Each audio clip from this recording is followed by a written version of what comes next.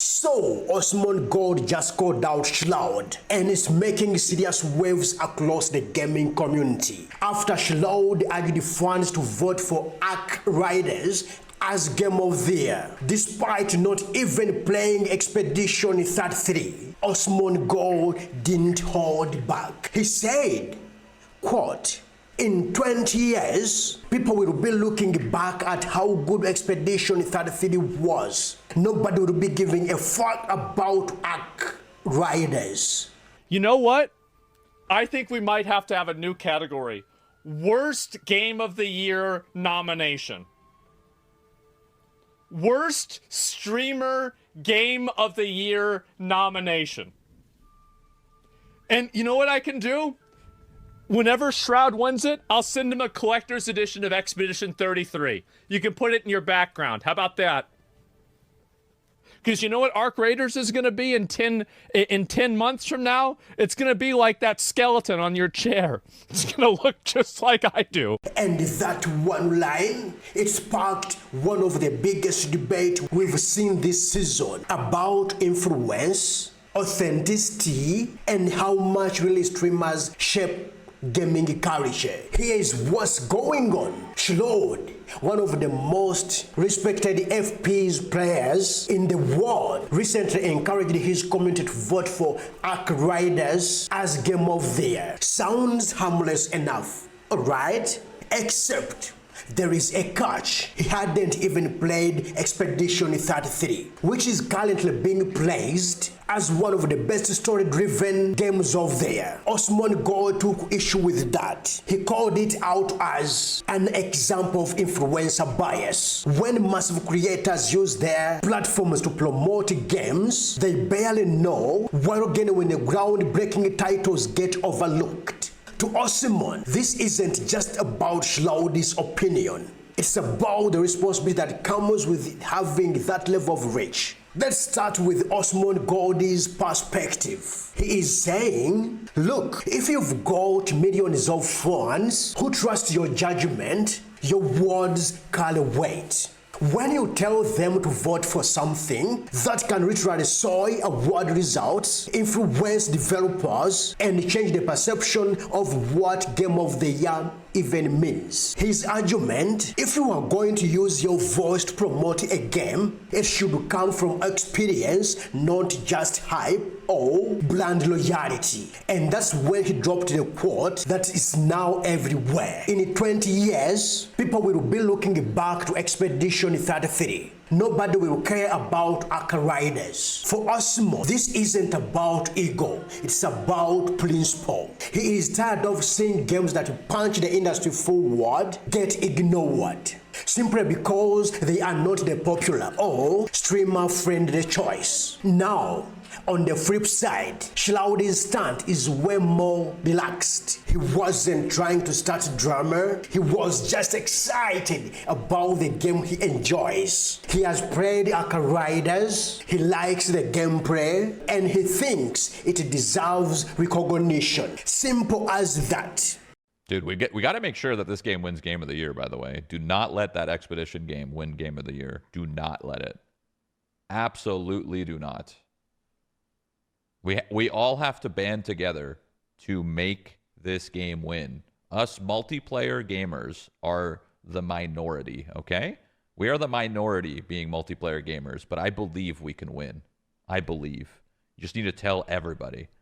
I've never voted for anything ever, but I think I'm going to vote this year for this game.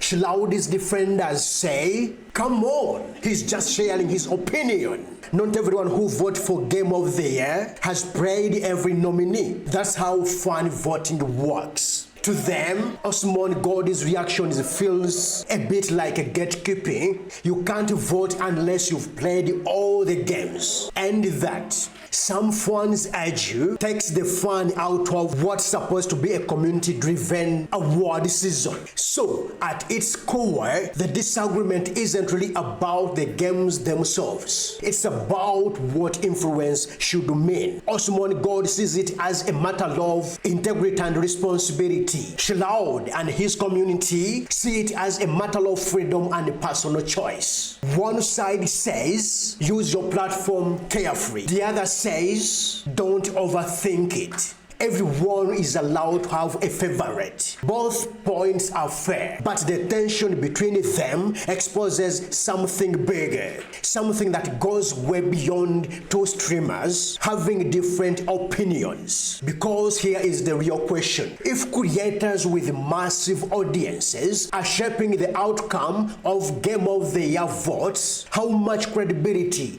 does the award actually have? Think about it. A decade ago, these discussions were led by critics and developers. Now, a single streamer can sway millions of votes in a matter of hours. When Shroud says, vote for Aka Riders, people listen.